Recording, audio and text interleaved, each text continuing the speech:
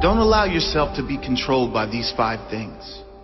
Many people spend their life at the mercy of circumstances, living at the mercy of what happens to them, living at the mercy of other people, not living in the present because they are stuck in the prison of their past.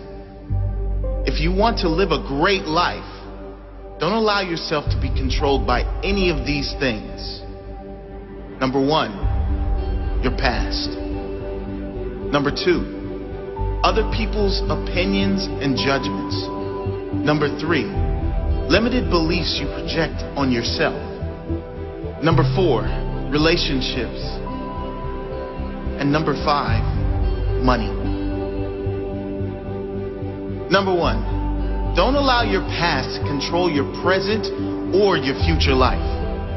Whatever happened, you must let it go.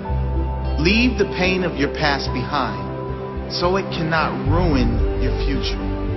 Leave the darkness of your past behind so it cannot block the light of your bright future. Your past is gone.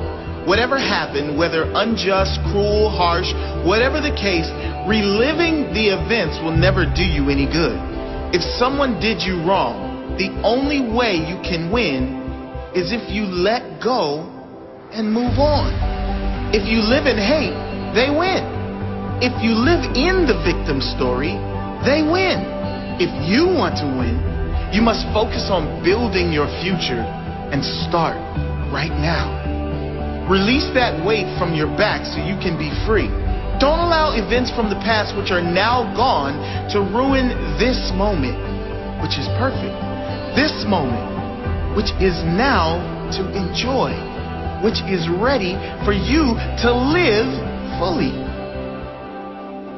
Number 2, don't allow other people's opinions and judgments to control the direction of your life.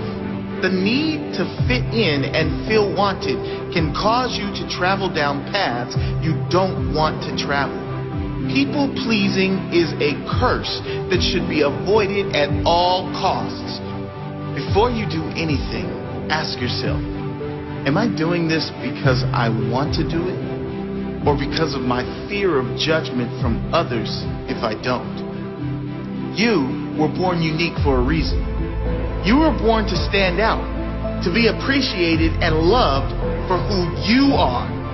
Don't dim your light so you fit into the dull background of other people's lives. Shine bright as you are. Those who really care for you will see that light and shine with you.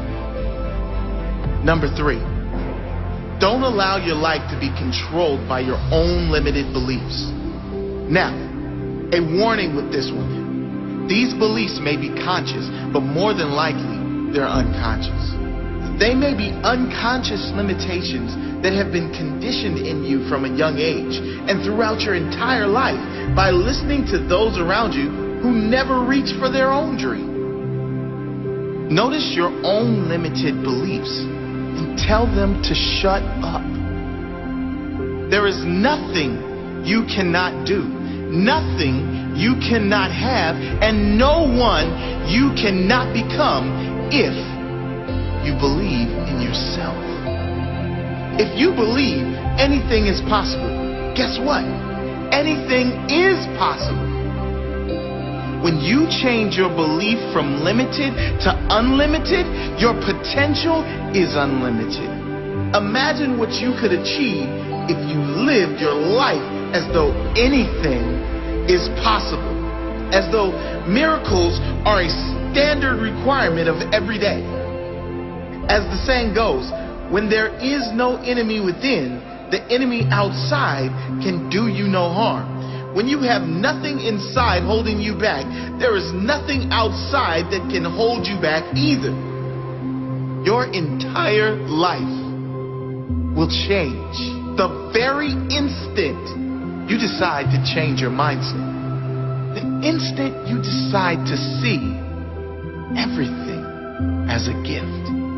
When you decide to see every circumstance and challenge as a blessing rather than a curse, the very instant you become conscious to the fact that everything in it is as it should be. And know that fighting what is insane. Number 4, relationships. A touchy subject. But if you are always needing another to be happy, to feel complete, then you are always one moment away from a breakdown if that person leaves you. Or unhappiness if the relationship you are in is not going well. I'm not suggesting to avoid relationships. There is no force on earth that is greater than love and connection. I am talking about those who can't live if they aren't in a relationship. Those who will be with just about anyone, including all the wrong ones, just to avoid spending a moment being single. What I am saying is to develop enough mental strength that you get to the point where you don't need others to make you happy. You are just as happy being alone as you are in a relationship. And number 5, this is what controls the majority of humans on the planet. And you guess what it is? Money. This does not mean you shouldn't want abundance. It doesn't mean money is evil. You know as well as I do what great things you can do and how many people you can help with money. What this means is, do not allow your decisions to be controlled by money. If you are choosing something only on the factor of how much money is involved, you've just made the wrong decision.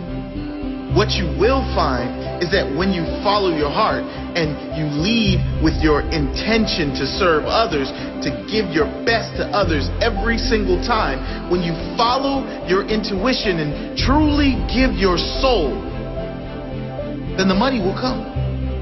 And it will come in far greater amounts than if you simply chase money for the sake of chasing money. So challenge yourself to live the life you want to live, free from being controlled by anything. Find your freedom. Live fully.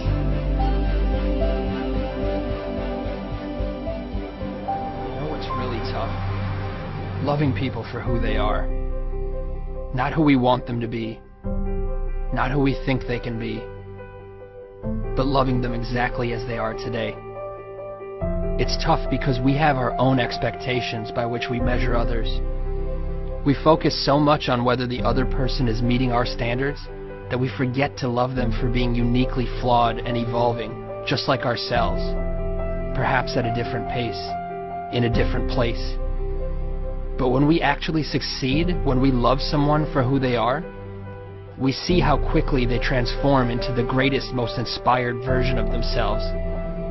You see, the truth is that we don't know a thing about the silent battles fought by those we admire. Battles that are perhaps compensated by the very bravado we respect. We do not see the pain hidden behind their smile. We don't see the suffering and loss they've endured. But more importantly, we do not know what wisdom is hidden in the hearts of those who go unnoticed.